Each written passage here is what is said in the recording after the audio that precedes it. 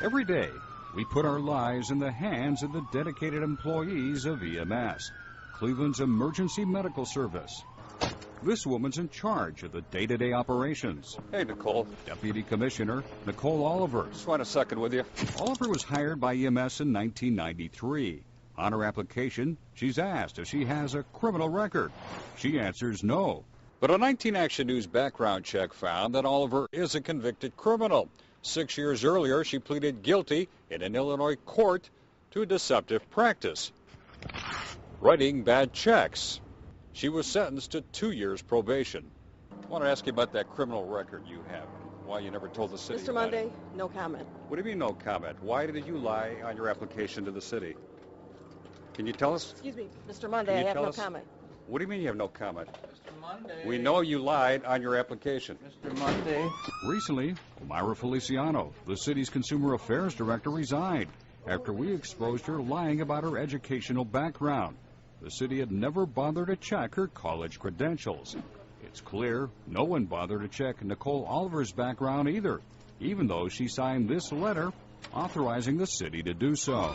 Carl, come on, you know you can't come in here and disturb the building like this. As EMS Commissioner, Ed Eckhart is the man that hired Oliver and promoted her to second in command. I'm asking you to leave. Eckhart won't talk about his criminal deputy commissioner. He told us to take it up with the mayor's office, in a way we already had. During our interview involving the Feliciano matter, the mayor told us ex-cons caught lying on their applications aren't always booted from the city payroll. What if you found out that somebody had lied about having a criminal record on their resume? Would you fire them? Not necessarily. Let's say somebody's working with the safety forces and they got caught writing a bad check or something. Would you fire them? Not necessarily. I would send that up to the review. Nicole Oliver's job application deception?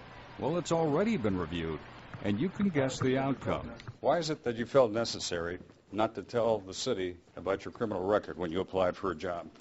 And how did you get that job? About 15 years after she was first hired, someone did tip the city off about Oliver's criminal past.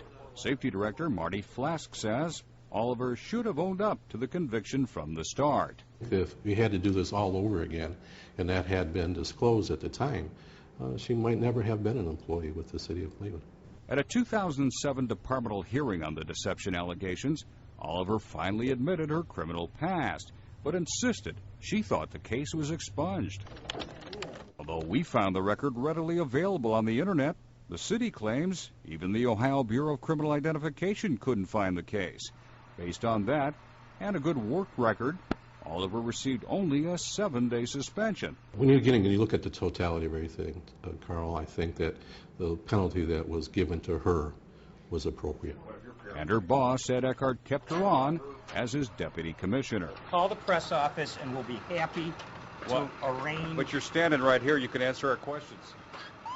At City Hall, Mayor Jackson says any employee caught lying on their application, including ex-cons, will probably get a second chance, unless the deception has a direct bearing on their job. And it goes back to if there is a need for a particular certification or some qualification that is not there, then you're right.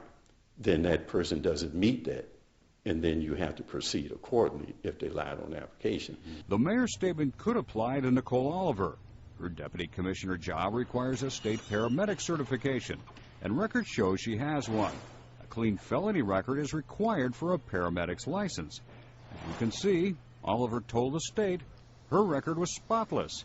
Yes, she falsified that application, too. Got nothing to say? Looks like we've uncovered another con job at City Hall. Tell us once and for all, why is it that you never told the city about it? Carl Monday, Nicole, come on, talk to us. 19 Action News.